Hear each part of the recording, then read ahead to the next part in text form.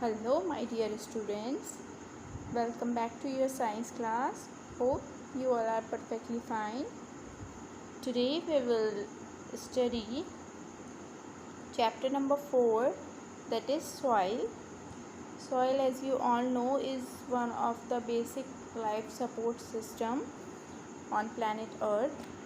So in today's chapter we will discuss about this essential element which supports life, and students, at the end of the chapter we will be able to know the meaning of soil, how is soil formed, that is formation of soil, what the soil contains, and what are the uses of soil.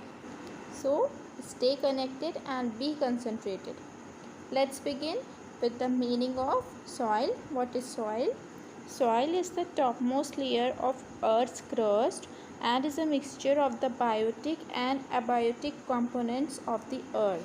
So students, as you all know that our earth comprises of three main layers, that is crust, mantle and core, and soil is the topmost layer of the earth's crust, which is the outermost layer of the earth. As you can see in the picture, the topmost layer of earth is known as crust and soil is the topmost layer of this crust. Further, we can define it that it is a mixture of the biotic and abiotic components of the earth. First is that it is the topmost layer of the earth's crust, and second is it is a mixture of the biotic and abiotic components of earth. Now what is biotic and abiotic components? Yes, biotic components include all those organisms which are living, for example animals, insects, human beings, etc. And abiotic components of earth include all those things which are non-living, for example rocks, sunlight, wind, air, etc. So the topmost layer of earth's crust or soil is a mixture of both the biotic and abiotic components of earth. I hope the meaning of soil is clear to you now. Let's start our chapter. Chapter number 4, soil. Soil that we see in the garden is the topmost layer of the earth. Most plants need soil to live and grow. Roots of the plants grow deep into the soil and hold the plant firmly to the ground. Plants get water and nutrients from soil. So the opening para of the chapter describes the importance of soil, that how important soil is for the growth of plants. And as you all know students, that plants are ultimately the main source of food on planet Earth. Directly or indirectly, all the living organisms depend on plants for their survival, and plants on the other hand need soil for their growth and survival. Now let's study the formation of soil, that is how is soil formed. Soil is formed by the breaking down of rocks. It happens in 3 stages. So soil is basically formed from the breaking down of rocks. As you all know that the earth contains so much rocks on it, and the big rocks break down into smaller pieces and forms the soil. But this breaking down of rocks takes place in 3 stages. Now let's study the first stage. The earth is made up of many different kinds of rocks. These rocks break down into smaller pieces due to wind, rain and the heat of the sun. So student, in the first stage, the big rocks which are present on our planet are broken down into smaller pieces with the help of the abiotic components of our planet, for example wind, rain and heat. These 3 components help in the breaking down of the larger rocks into smaller rocks. Now let's study the second stage. These pieces of rocks continue to become smaller and smaller. As they continue to break down, that plants and animals also get mixed with these rock pieces. So students, we studied that in the first stage big rocks are broken down into smaller pieces with the action of wind, heat and rain. And in the second stage, these broken down pieces of the larger rocks continues to become more and more small, and as they continue to become smaller, dead plants and animals also get mixed with these rock pieces. Let's move to the third stage. For a period of several years, this breakdown process continues. These tiny rock pieces then become fine particles forming the soil. So students, finally in the third stage, those smaller pieces of rocks continues to break down for several years. Soil does not form in 1 or 2 days or months. It took several years for the soil to form as big rocks broken down into smaller pieces, and then those smaller pieces goes into more breaking down process through several years, and finally after several years they become very fine particles, very small particles which form the soil. So this is how soil is formed, and it contains a mixture of biotic and abiotic components, as it includes rock pieces which forms the abiotic components, and it includes the dead plants and animals which are a part of biotic components. So soil is a mixture of both biotic and abiotic component of earth. After the formation, now let's study what exactly soil contains. Let us take some garden soil and put it in a glass jar full of water. Shake it well and leave it undisturbed for some time. A number of layers get formed. So students, this is a kind of experiment which you can do at your home also. All you need to do is take a jar which should be of glass, made up of glass, and fill that jar with water. And after filling it with water, let's take out some soil from our garden and put that soil into that jar and shake that jar well, and after shaking, keep it undisturbed. Do not stir it or do not touch it for some time, and after some time you will see that different layers will be seen in that glass jar, in that soil. Now let me show you how your jar will look. Your jar will look like this. You can see in this picture different layers are there. Similarly, in your glass jar there will be different layers of soil. Now what these layers consist of, let me tell you. First of all, at the bottom of the jar you will see a layer of big stones, and after that you will see a layer of small stones, and these big and small stones are the pieces of broken down rock which are heavy and they settle down at the bottom.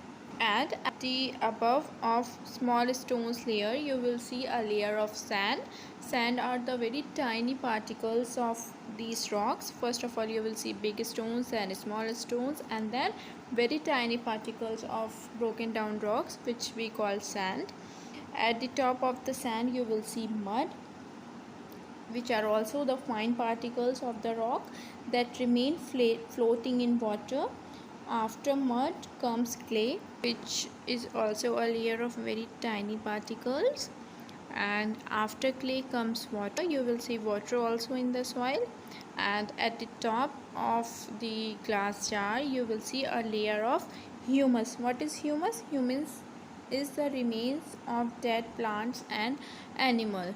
So as I told you earlier also, that in the second stage when the rock pieces get broken down into smaller ones, dead plants and animals also get mixed with these rock pieces, and over the period of several years till the time soil is finally formed, these dead parts of plants and animals turns into humus. And you know students, humus helps in improving the nutrients content of the soil, and it makes the soil very fertile. Fertile means very good for the growth of plants. Moving further, now let's move to the next page. Next page contains two experiments which shows that soil contains water and soil contains air. Now what are these experiments? First one is to prove that soil contains water. For this experiment we need some freshly dug soil, a steel container, a heating stove and a piece of cloth. And how we will do this experiment? First of all, we have to put some soil dug from a garden into a steel container. The steel container which we have taken, we have to put freshly dug soil into that steel container, and then we have to cover the container with its lid tightly. We have to cover that metal container, steel container, tightly with its lid, and then we have to heat the container for some time on the heating stove. And after some time we have to remove the lid carefully using that piece of cloth, making sure that we do not burn our hand.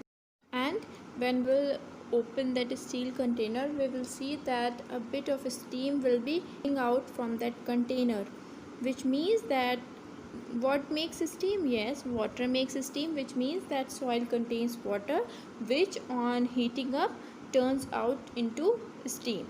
So this proves that soil contains water. Now comes a second experiment which shows that soil contains air. For this we have to pour water in a jar of soil. We have to take some soil in a jar and then we have to pour water in that. And when we will pour water in that jar, in that soil jar, we will see that air bubbles are coming out from that, which shows that air is also present in the soil.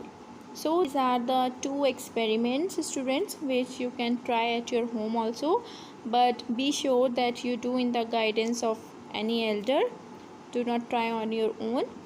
And these two will prove that soil contains water and air as well. Let's move further. On the next page comes the uses of soil. So what are the main uses of soil? First of all is that it supports plant life, which on the other hand supports all the other life form on planet Earth, as plants are the only organisms which are capable of producing their own food. Besides plants, all other living organisms depend indirectly on plants for their food. So let's read the first point. Plants need soil to grow. The roots spread in the soil and fix the plant firmly into the ground. Plants take in water and minerals from the soil. Farmers add manure to the soil to add more nutrients and minerals so that it is more fertile. We get manure from plant and animal waste. So the first point tells us that plants roots take the support of that soil to make the plant stand firmly. Beside this, roots also absorb water and minerals from the soil, which is then transferred to other parts of the plant. And farmers also add manure. Manure is made from the waste material of plants, and this manure helps to make the soil more fertile. Fertile means it becomes more favorable for the growth of plants. Plants grow very well in fertile soil. Second point says, even we need soil to live. Without soil there would be no plants. Without green plants there would be no food. Without food there would be no life. As I told you earlier also that plants are the basic food source on planet Earth, and in the absence of soil there would be no plants and ultimately no food, and then there will be no survival without food.